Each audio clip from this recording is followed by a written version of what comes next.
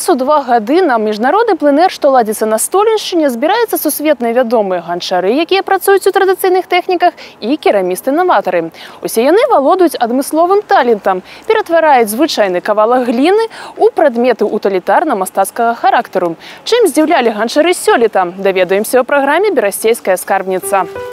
Пачынаючы з 2008 года, раз на 2 гады, тут, у гарадной, свае творчыя здольнасці, а таксама вырабы прэзентуюць ганчары і керамісты з розных краін свету. Сёлетні форум рамеснікаў сабраў больш за 3 дзесяткі удзельнікаў з Украіны, России, Польшчы і Беларусі. В рамках пленера у нас традиционно проходят праздники деревень.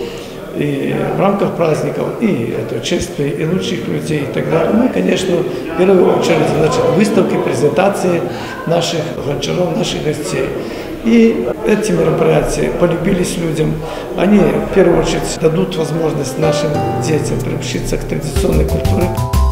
Жаданне абмяняцца вопытам, пазнаёміцца з раней невядомымі тэхнікамі прыцягвае сюды ўсё новых і новых удзельнікаў. Это мой первый приезд в Белоруссию, и мне очень понравилась ваша страна, понравились люди. И приехала я для того, чтобы познакомиться с другими участниками. То есть здесь для меня только один участник, с которым я встречалась раньше в Крыму, а остальные все люди новые. И посмотреть, как они работают, с какой глиной работают, какими красками они занимаются. То есть это все очень интересно, потому что каждый гончар, он работает в своем стиле. И это его стиль, он как целая вселенная. И получается, что ты, знакомясь с каждым гончаром, ты как будто бы приезжаешь в новую страну, ты познаешь новый мир. А здесь только гончаров сразу вместе. Эти пленеры – это такая школа жизни. То есть фестиваль – это 3 дня, отпраздновали эйфория и разошлись. Здесь мы живем вместе, как бы тесно сотрудничаем, разные страны, разные люди, разные творческие как бы вот концепции. И мы друг у друга учимся, общаемся и как бы учимся жить в дружбе и в согласии. Я приїхав показати своє вміння і навчитися чогось нового. Тут дуже багато різнопланових людей, які різними речами займаються. Дуже мені приємно, що люди займаються цим дуже багато років. Є такі, які дуже давно цим займаються, як Кригор Ковалька, наприклад. І є такі, які відроджують цей промисел тут, які стали займатися саме тут. І вони вчать нас, власне, як працювати і зроблювати посуд по-іншому. І хаця пленэры ганчароў сталі традыцыйнымі, падобнымі адзін на другі яны ніколі не былі. Кожны раз нешта новае і цікавае. Мінулы раз на 5-м пленэры мы узгадвалі пра опіску. Альбо, як па-навуковаму, называецца ангобную роспіс, таму што традыцыйны посуд быў з ангобам. Пасля ўжо пачалося глазураванне. У гэтым годзе мы зрабілі 2 апала, адзін апал просты і другі ўжо пасля глазуравання посуду. Кожны год мы ўзгадваем якую-небудзь гараднянскую форму. У гэтым годзе мы ўзгадвалі баньку. На працягу цэлага тыдня майстры стваралі ганчарныя вырабы розных школ і напрамкаў. Яскравым акордам пленэру стаў гараднянскі кірмаш. У гэты адметны дзень мы сабраліся, каб пасвяткаваць пленэр ганчароў. Традыцыйнае свята вёскі гарадная. Круціць ганчар круг, вось ужо званок гатовы, перадаць майстэрства рук, не знайду я нават словы. Традыцыйным урачыстым шэсцем з удзелам прадстаўнікоў ганчарнага промыслу і артыстаў мастацкай самадзейнасці распачаўся гараднянскі кірмаш.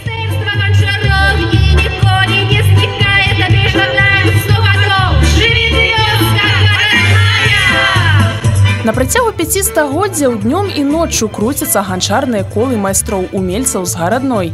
Іх прыгожыя збаны, гаршкі, міскі і іншыя вырабы з гліны ва ўсе часы карысталіся попытам далёка за межамі Беларусі. 65 лет я работаю за кругом. Накопали, привезли, вручную копаем. Привезли, сбили такую бабку большую. Перестругали на бумажный лист раз, второй раз. Тогда водичкой замочили ее, перемяли хорошо. Вот тогда работаем больше. Много работы, очень много работы. На пленэр ганчароў збіраюцца людзі, якія не проста ўмеюць круціць ганчарнае кола. Кожны створаны імі гаршчок быццам новы мастацкі твор. Часта майстэрства гэтае становіцца справай сямейнай. Усе тонкасці ганчарнага мастацтва Іван Шелест успадкаваў ад дзядулі. Молоко запекается при 300 градусах, оно забивает поры, и вот глина становится максимально, вот, как вам сказать, воду не пропускает уже. А вот это варная техника, тоже вот, когда вот достаем с горна, вот с печи, вот при 700 градусах тоже вмакаем сыворотку свою, которая сделанная, и вот получаются такие узоры вот. Два брата Шелесты, Иван и Сергей. Я их помню вот с такого вот возраста, когда они совсем маленькими детьми здесь как бы ходили, слушали, о чем мы говорим. Но, в общем-то, в то время как бы у них такой настрой, что они гончарами не будут. А сейчас я приезжаю и узнаю, что они гончары, что они хотят работать в этом направлении, что они купили гончарные круги, что они занимают призовые места на фестивалях уже.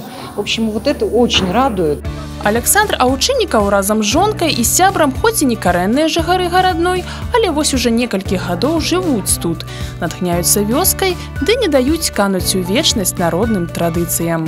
Если посмотреть на наши сосуды, да, они не в городенской традиции сделаны. Мы ее не уничижаем, мы умеем все это делать, занимаемся. Но вот как бы мы немножко развиваемся и хотим тем самым внести что-то новое вот именно в традиции вот этого гончарства самой этой деревни. Поэтому вот как бы и некоторые гончары потомственные, молодые, перенимают у нас вот эти техники. Они тоже очень древние. Когда-то мне один тоже гончар показал ее, я довел ее до совершенства. На кірмашы былі прадстаўлены і разьба па дрэве, салома і бісерапляценне. Але ўсё ж найбольшую цікавасць гасцей кірмашу выклікалі, безумоўна, вырабы з гліны.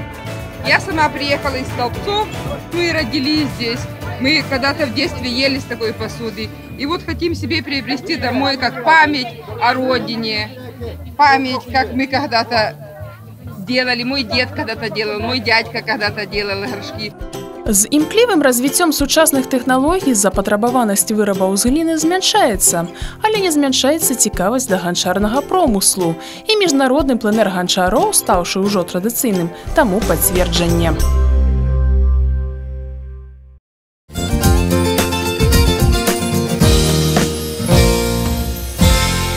З чаго пабудаваны гэты будынак? Так, з цэглы, але яна не толькі будаўнічы матэрыял, але яшчэ і носьбіт вялікай гісторыі. Калекцыяніраванне цэглы нават атрымала сваю ўласную назву – брыкафілія. Брік у перакладзе з ангельскай мовы цагліна. І сёння гэтае захапленне атрымлівае ўсё большае і большае распаўсюджванне. Даказвае гэта выстава «Цэгла інкогніта» – дэшыфроўка кода, у якой прадстаўлена больш за 80 старадаўніх экземпляраў. Асаблівую цікавасць выклікаюць клеймы на цаглінах. Яны не проста гандлёвая марка або знак якасці. Гэта спецыяльныя знакі, якія захоўваюць імёны прамыслоўцаў і купцоў, назвы месцаў і заводаў. Могуць расказаць пра сувязі паміж краінамі, пра тое, як развіваліся гандлёвыя шляхі або дзе праходзіла маштабнае будаўніцтва.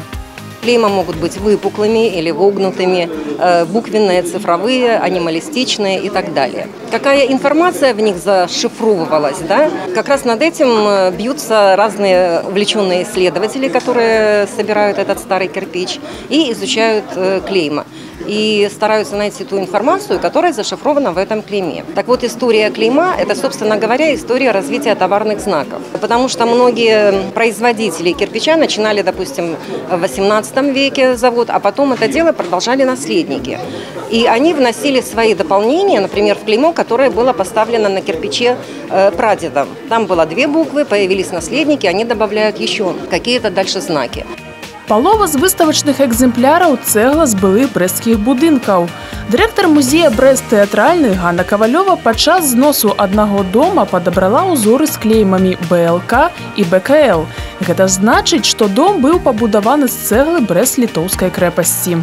Этот дом находился на улице Буденного, дом 8. Сейчас на этом месте находится кафе напротив драмтеатра. Очень удивительный и уникален этот дом. В этом доме были все кирпичи только с клеймом. И основное количество кирпичей это было из Брест-Литовской крепости. Все дело в том, что это был дом, построен уже за польским часом. И после Первой мировой войны наш город был очень сильно разрушен. Людям надо было строиться, и было дано разрешение брать с разрушенной крепости кирпичи. Естественно, люди оттуда носили. Брэсцкі краязнаўца Іван Чайчыц дэманструе цэглу больш ранняга перыяду, часоў пачатку будаўніцтва крэпасці. У гэты час вытворчасць цэглы значна палепшылася, яна стала прымаць больш правільныя формы. Кирпичи, которые применялись при строительстве крепости Брест-Литовск, они, в принципе, также были произведены недалеко от города Бреста, в деревне Гершановичи. Сегодня это известный микрорайон города Бреста, то есть входит в территорию Гершоны. С конца 1830-х годов и вплоть до 1915 года крепостной кирпич в основном производился там. Менялось только клеймо. Сперва было КБЛ, потом БЛК, и впоследствии завод назывался Казенный кирпичный завод, ККЗ. Выстава цэглы будзе працаваць у брэсцкім філіяле Рэспубліканскай навукова-тэхнічнай бібліятэкі да 15 верасня. А значыць, у многіх берасцейцаў і гасцей горада над Бугам ёсць магчымасць дакрануцца да цаглянага коду памяці нашых продкаў.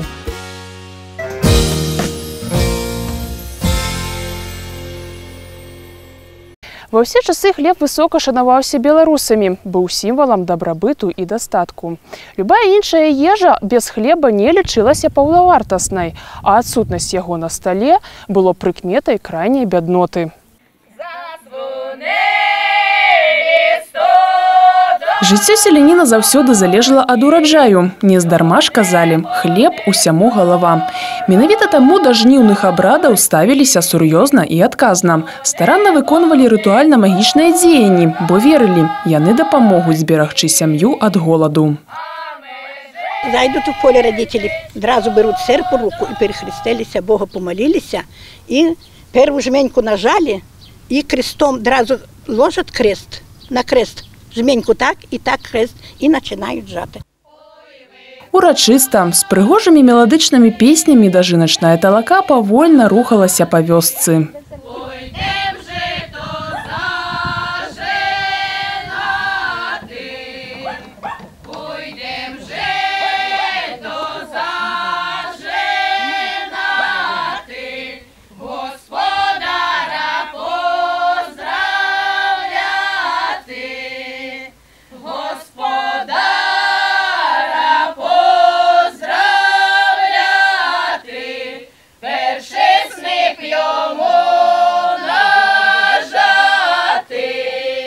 Господар или когда-то пан ждав, щоб прийшли і супроводжувалися піснями до жінки. Ходив господар по полю, збирав жінців додому, він кликав їх, щоб вони приходили, угощали їх, все в цих піснях відражається. От іменно це до жіночної, вони тільки на до жінки і співаються ці пісні. З пажаданнямі на лепшай долі да буйнейшага ўраджаю жнейка падпяразвала гаспадара перавеслам. І ручку позолоті. Часам бывала, што не згаджалася жанчына ушаноўваць яго. Тады ганьба нядбайнаму мужычку на ўсё сяло. Амаль усе дзеянні жней былі скіраваны на тое, каб падзякаваць духам Нівы за хлеб, захаваць і прымножыць яе ўрадлівасць на наступны год. Напрыканцы жніва сялянкі пакідалі невялікі кавалак нязжатага жыта. У розных мясцовасцях зваўся ён па-рознаму: барада, кукла, коза, кветка, коса. У Навіцкавічах перапёлка. Ох, наш таточко господар, все жито позбирав. Усталась тільки одна перепилочка треба. Ну то давайте й перепілку будемо вбирати. Слухай, кому, а де рабіни взяти? Тож не взяли рабіни. Взяти рабіни. У нас є рабіна, ми квітки взяли. Зверху каласы упрыгожвалі рабінай, каб такім жа спелым і буйным было наступнае збожжа. Іх абвязвалі перакручаным жытам. Побач клалі асвячоныя зёлкі і хлеб, каб мышы не з'елі тое, што нажалі за год. Зажынаць сно першы давяралі толькі самай працавітай, шчаслівай, паспяховай ва ўсіх адносінах гаспадынькі. А вось ужо упрыгожвала перапёлку яна разам з іншымі жанчынамі. Вот так приглашаємо, щоб вона була у нас хороша, щоб всі сусіди побачили, який господар тут багатий живе. Треба, дівчата, перепілку випускати буде. Да, давайте будемо. Випустимо перепілку. Випустимо. Вилітай, перепілко, бо вже у нас жита стілько. Вилітай у чужоє, бо чужоє зеленоє. Пісні співаються, що вилітай перепілку, бо вже в нас жита стільки. Вилітай у чужої, бо чужої зеленої. Бо тут вже ми закінчили, убрали, і вже всі знають, що вже в нас перепілка у брата. А ми підемо до другого господара ще допомагати, теж на дожинки, співати і перепілку так само вбирати. А діти малі чують, вже якщо кончили жати жито, і чують пісні, співають, і вже діти біжать туди, а там вже в перепілочці лежить. То яблучко положить, то вишеньку повісять, то яичко положить, і хліб обов'язково, і водичка там завжди є. Вот если кто-то скотину пасешь, коров пасли, когда-то мы самые дети, мы малыми пасли, и уже чуешь, а песня там, и бежишь уже туда до перепилки, там уже это все, и водички попьешь, и хлеба кусочек, и зісеш. Алі нарубились, наспівались, ну ніхто не взяв навіть і водички холодненькі. Так би зараз було б добре попити холодної води або квасу. Ой, бабуля, на холодного квасу попити. О, бачиш, які мої внуки хороші, і ще й квасу мені взяли. Ай, молодці, дай Боже вам здоров'я, поп'ю хоч пошанцевало. Малые у хаті самі не заставаліся, назирали у полі за матулями, бабулями, вучиліся. Бо неўзабаве прыйдзе час, калі і самі возьмуць серп у руки. Лет 10 мало мы брали нас у поле. Жата мама учила мене серпом, як учити тоді, брала з собою в поле. Додому біжиш, візьмеш обід, принесеш мамі в поле. Мама обідає, а ти вже за серп і хочеш женеш, допомагаєш. Немножко нажати. І от так народне все, і з цього часу так і пішло. Ну що, дівчатка, роботу скончили, а зараз скоки во всі боки.